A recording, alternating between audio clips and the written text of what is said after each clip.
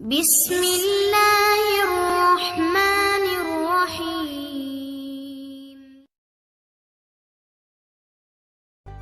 السلام علیکم ورحمۃ اللہ وبرکاتہ۔ حضرت موسیٰ علیہ السلام کی پیدائش۔ فرعون مصر کا ایک ظالم اور جابر بادشاہ تھا جس کی حکومت قبطیوں اور بنی اسرائیل دونوں پر تھی۔ اس نے ایک رات خواب دیکھا کہ آگ کا ایک بگولا بیت المقدس کی جانب سے آیا اور اس نے مصر کو اپنی لپیٹ میں لے لیا۔ فرعون نے اس کی تعبیر معلوم کی تو اسے بتایا گیا کہ بیت المقدس جو بنی اسرائیل کا ٹھکانہ تھا، وہاں سے ایک شخص آئے گا اور اس کے ہاتھوں مصر فتح ہوگا۔ فرعون نے یہ سنتے ہی حکم دیا کہ بنی اسرائیل میں پیدا ہونے والے تمام بچوں کو قتل کر دیا جائے اور بچوں کو چھوڑ دیا جائے۔ مفسرین لکھتے ہیں کہ قبطیوں نے حضرت موسیٰ علیہ السلام کی تلاش میں بنی اسرائیل کے 90,000 لوگوں کا قتل کیا۔ جس وقت حضرت موسیٰ علیہ السلام کی ولادت ہوئی، ہر طرف جاسوسوں کا جال بچھا ہوا تھا۔ حضرت موسیٰ علیہ السلام کے والد عمران اور دیگر اہل خانہ سخت پریشان تھے۔ 3 مہینے تک انہوں نے حضرت موسیٰ علیہ السلام کو چھپا کر رکھا، لیکن زیادہ عرصہ تک بچے کو شاہی جاسوسوں کی عقابی نظروں سے چھپا کر رکھنا ممکن نہیں تھا۔ حضرت موسیٰ علیہ السلام کی والدہ کے دل میں خیال آیا کہ تابوت کی طرح ایک صندوق بناؤ، اس پر لال روغن کی پالش کرو اور بچے کو اس صندوق میں ڈال کر دریائے نیل کے بہاؤ پر چھوڑ دو۔ حضرت موسیٰ علیہ السلام کی بہن کی ڈیوٹی لگی کہ دریا کے کنارے کنارے چل کر صندوق کو دیکھتی رہے۔ صندوق بہتا ہوا محل کے تالاب میں پہنچ گیا۔ وہاں ملکہ اور خادمائیں لطف اندوز ہو رہی تھیں کہ صندوق پر ملکہ کی نظر پڑی۔ اس نے کنیزوں کو حکم دیا کہ صندوق کو تالاب میں سے نکال کر لاؤ۔ صندوق کھولا گیا تو اس میں ایک حسین اور تندرست بچہ آرام سے لیٹا ہوا انگوٹھا چوس رہا تھا۔ ملکہ بہت خوش ہوئی، اس کی آنکھوں میں ممتا اتر آئی۔ شفقت و محبت سے بچے کو گود میں لے لیا۔ ملکہ نے سوچا کہ اس بچے کو بیٹا بنا کر پالنا چاہیے۔ محل میں کسی نے خدشہ ظاہر کیا کہ یہ بچہ بادشاہ کی سلطنت کو ختم کرنے کا سبب بھی بن سکتا ہے۔ فرعون کے دل میں بھی یہ خیال آیا کہ ایسا نہ ہو کہ یہی بچہ اسرائیل کا وہ لڑکا ہو جس کے بارے میں نجومیوں نے پیش گوئی کی تھی۔ لیکن فرعون کی بیوی نے کہا کہ یہ بھی تو ہو سکتا ہے یہ بچہ ہماری آنکھوں کی ٹھنڈک بنے یا ہم اس کو اپنا بیٹا بنا لیں۔ ملکہ نے اس بچے کا نام موسیٰ رکھا۔ موسیٰ کے معنی ہے وہ شخص جو پانی سے نکالا گیا ہو۔ ملکہ نے بچے کو دودھ پلانے کا کام شہی دائیوں کے سپرد کر دیا، لیکن بچے نے کسی کا دودھ نہیں پیا۔ حضرت موسیٰ علیہ السلام کی بہن نے محل میں جا کر ملکہ سے کہا کہ میں ایک اچھی آیا کا انتظام کر سکتی ہوں۔ نہایت صحت مند اور خوبصورت عورت ہے، بچے کی اچھی طرح نگہداشت کرے گی اور نہایت اعلیٰ پرورش کرے گی۔ ملکہ نے کہا اسے حاضر کرو۔ حضرت موسیٰ علیہ السلام کی بہن اپنی والدہ کو ساتھ لے کر گئی اور ملکہ کے سامنے پیش کر دیا۔ حضرت موسیٰ علیہ السلام نے اس خاتون کا دودھ پی لیا اور حضرت موسیٰ علیہ السلام کی والدہ کو دایا مقرر کر دیا گیا۔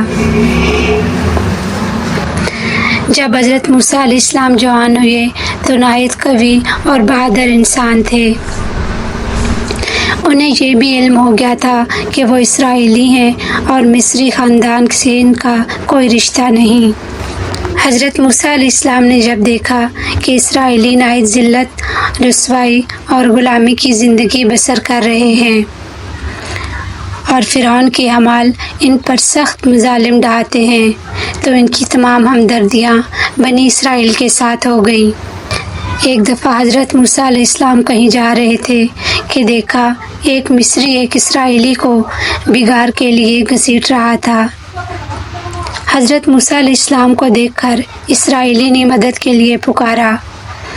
حضرت موسیٰ علیہ السلام مصری کو روکا اور کہا کہ نہایت بزدلانہ اور ظالمانہ حرکت ہے، مگر مصری نے ان کی بات نہیں سنی۔ حضرت موسیٰ علیہ السلام نے مصری کے سر پر ایک تمانچہ رسید کر دیا۔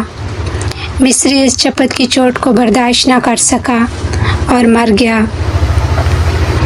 حضرت موسیٰ علیہ السلام کا ارادہ اسے قتل کرنے کا نہیں تھا۔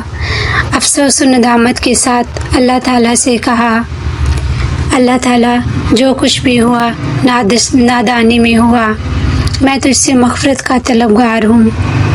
اللہ تعالیٰ نے ان کی غلطی معاف کر دی۔ یہ خبر فرعون تک پہنچ گئی کہ مصری کا قاتل موسیٰ ہے۔ فرعون نے حضرت موسیٰ علیہ السلام کو گرفتار کرنے کا حکم دے دیا۔ حضرت موسیٰ علیہ السلام خاموشی کے ساتھ شہر چھوڑ کر مدین روانہ ہو گئے۔ مدین پہنچ کر حضرت موسیٰ علیہ السلام نے دیکھا کہ ایک کنویں پر پانی پینے کے لیے جانوروں اور آدمیوں کی بھیڑ لگی ہوئی ہے۔ دو لڑکیاں اپنے جانوروں کو لیے دور کھڑی ہیں۔ حضرت موسیٰ علیہ السلام نے ان سے پوچھا کہ تم یہاں کیوں کھڑی ہو؟ لڑکیوں نے بتایا کہ ہم کمزور ہیں، یہ طاقتور ہیں، زبردستی ہمیں پیچھے ہٹا دیتے ہیں۔ ہمارے والد بہت بوڑھے ہیں، وہ ان سے نہیں لڑ سکتے۔ ہم انتظار کر رہے ہیں کہ یہ سب چلے جائیں تو ہم اپنے جانوروں کو پانی پلائیں۔ حضرت موسیٰ علیہ السلام سے یہ زیادتی برداشت نہ ہوئی۔ بھیڑ کو چیرتے ہوئے کنویں پر پہنچ گئے اور کنویں کا بڑا ڈول تنہا کھینچ کر لڑکیوں کے مویشیوں کو پانی پلایا۔ لڑکیوں نے گھر جا کر اپنے والد حضرت شعیب علیہ السلام کو سارا قصہ سنایا۔ حضرت شعیب علیہ السلام نے حضرت موسیٰ علیہ السلام کو اپنے پاس بلایا، ان کی خاطر تواضع کی اور حالات پوچھے۔ اس کے بعد حضرت شعیب علیہ السلام نے فرمایا، خدا کا شکر ادا کرو کہ تمہیں ان ظالموں سے نجات مل گئی۔ اب کوئی خوف نہ کر، میرے پاس رہو۔ حضرت موسیٰ علیہ السلام وہاں ٹھہر گئے اور بکریوں کی دیکھ بھال شروع کر دی۔ 10 سال کی مدت پوری ہونے پر حضرت شعیب علیہ السلام نے اپنی بیٹی کی شادی حضرت موسیٰ علیہ السلام سے کر دی۔ ایک روز حضرت موسیٰ علیہ السلام بکریاں چراتے مدین سے بہت دور نکل گئے۔ رات ٹھنڈی تھی، اہل خانہ ساتھ تھے، لہٰذا آگ کی ضرورت پیش آئی۔ سامنے کوہ سینا وادی میں ایک شعلہ چمکتا ہوا نظر آیا۔ پھر موسیٰ علیہ السلام نے اپنی بیوی سے کہا، تم یہاں ٹھہرو، میں نے آگ دیکھی ہے، شاید اس سے کوئی چنگاری تمہارے لیے لا سکوں یا وہاں الاؤ پر کسی رہبر کو پا سکوں۔ حضرت موسیٰ علیہ السلام نے دیکھا کہ عجیب آگ ہے، درخت پر روشنی نظر آتی ہے مگر درخت کو نہ جلاتی ہے نہ بجھتی ہے۔ یہ سوچتے ہوئے حضرت موسیٰ علیہ السلام جوں آگے بڑھتے جاتے آگ اور دور ہوتی جاتی۔ حضرت موسیٰ علیہ السلام کو خوف پیدا ہوا اور واپسی کا ارادہ کیا۔ مڑے ہی تھے کہ آگ قریب آ گئی اور آواز آئی، اے موسیٰ، میں ہوں اللہ، پروردگار جہانوں کا، بس اپنی جوتی اتار کہ تم مقدس وادی میں کھڑے ہو، اور دیکھ میں نے تجھے اپنی رسالت کے لیے چن لیا، بس جو وحی کی جاتی ہے اس کو کان لگا کر سن۔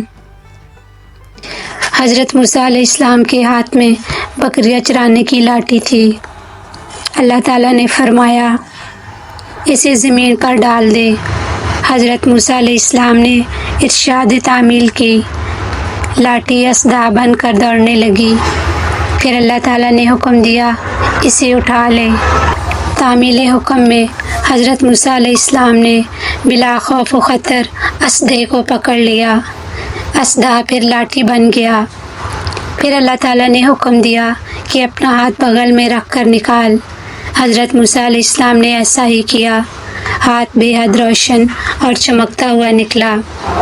اللہ تعالیٰ نے ارشاد فرمایا، یہ ہماری طرف سے 2 نشانیاں عطا ہوئی ہیں، اب جا کر فرعون اور اس کی قوم کو راہ ہدایت دکھا۔ حضرت موسیٰ علیہ السلام مصر پہنچے اور اپنے بھائی حضرت ہارون علیہ السلام کو لے کر فرعون کے دربار میں حاضر ہوئے۔ آپ نے فرعون سے کہا کہ ہمیں اللہ تعالیٰ نے پیغمبر اور رسول بنا کر بھیجا ہے۔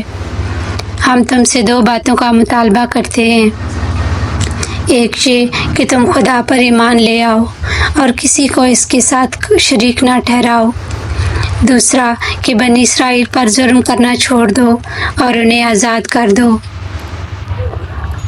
فرعون نے اپنی مغرور اور سرکشی کے مطابق حضرت موسیٰ علیہ السلام کی رسالت کا مذاق اڑایا۔ حضرت موسیٰ علیہ السلام پر اپنا احسان جتلایا کہ اس نے ان کی پرورش کی، مصری کو قتل کرنے کا طعنہ دیا اور آپ کے پیغام کو نظر انداز کرتے ہوئے کہا، اے موسیٰ، کیا میرے سوا کوئی اور بھی رب ہے؟ حضرت موسیٰ علیہ السلام نے فرمایا، میرا رب وہ ہے جو آسمانوں، زمین اور اس کے درمیان قائم تمام مخلوقات کو پیدا کرنے والا ہے۔ تجھے اور تیرے آبا و اجداد کو بھی اس نے پیدا کیا ہے۔ حضرت موسیٰ علیہ السلام اور ہارون علیہ السلام نہایت نرمی سے فرعون کو قائل کرتے رہے، لیکن فرعون اپنی ضد پر اڑا رہا۔ اس نے حضرت موسیٰ علیہ السلام کو پاگل اور مجنون کہا اور رعایا سے بولا، میرے سوا کوئی خدا نہیں ہے، میں تم سب کا پروردگار ہوں۔ ایک دن بھرے دربار میں فرعون نے حضرت موسیٰ علیہ السلام سے کہا، اگر تم سچا ہے تو اپنی نبوت کا کوئی معجزہ دکھا۔ حضرت موسیٰ علیہ السلام نے اپنی لاٹھی زمین پر رکھ دی، وہ اسدہ بن گئی۔ پھر آپ نے ستارے کی طرح چمکتا ہوا ہاتھ دکھایا۔ یہ معجزہ دیکھ کر درباری کہنے لگے، یہ بہت بڑا جادوگر ہے، پوری سلطنت سے جادوگروں کو جمع کر کے اس سے مقابلہ کرایا جائے، پھر ضرور یہ شکست کھا جائے گا۔ فرعون نے اسی وقت احکام جاری کر دیے۔ مقابلہ کے لیے دربار کو خاص طور پر سجایا گیا، ہزاروں قندیلیں روشن کی گئیں۔ مقابلہ کے وقت حضرت موسیٰ علیہ السلام نے جادوگروں سے کہا، تم پہل کرو۔ جادوگروں نے اپنی رسیاں میدان میں ڈالیں تو وہ سانپ بن گئیں۔ اللہ تعالیٰ نے وحی بھیجی، لا تخف ولا تحزن، اے موسیٰ خوف نہ کر اور غم نہ کر، ہم تیرے ساتھ ہیں۔ حضرت موسیٰ علیہ السلام نے اپنی لاٹھی زمین پر رکھ دی۔ اس لاٹھی نے اسدہ بن کر سارے سانپوں کو نگل لیا۔ جادوگر حقیقت حال جان کر ایمان لے آئے۔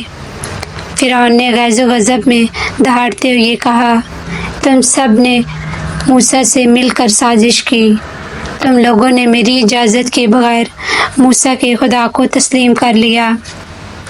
فرعون نے ان جادوگروں کے ہاتھ پیر کٹوا کر انہیں پھانسی کی سزا دے دی۔ فرعون کی سرکشی اور ظلم پر اللہ تعالیٰ کا عذاب نازل ہوا۔ اللہ تعالیٰ نے حضرت موسیٰ علیہ السلام کو حکم دیا کہ بنی اسرائیل کے ساتھ ہجرت کر جاؤ۔ حضرت موسیٰ علیہ السلام اور حضرت ہارون علیہ السلام پوری قوم بنی اسرائیل کو لے کر نکلے۔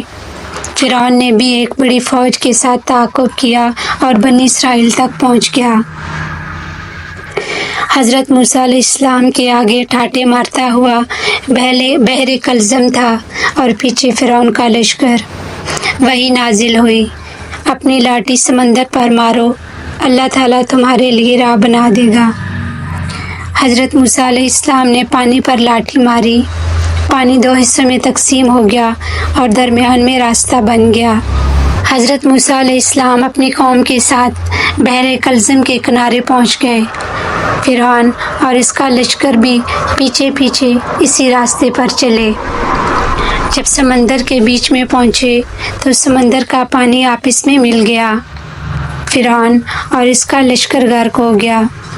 غرق ہوتے وقت فرعون چیخنے لگا، میں موسیٰ اور اس کے خدا پر ایمان لایا، لیکن اس کی دعا قبول نہیں ہوئی۔ اللہ تعالیٰ نے اس کے جسم کو آئندہ نسلوں کے لیے عبرت کا نشان بنا دیا تاکہ لوگ دیکھیں کہ متکبروں، سرکشوں اور خدا کے منکروں کا کیا حشر ہوتا ہے۔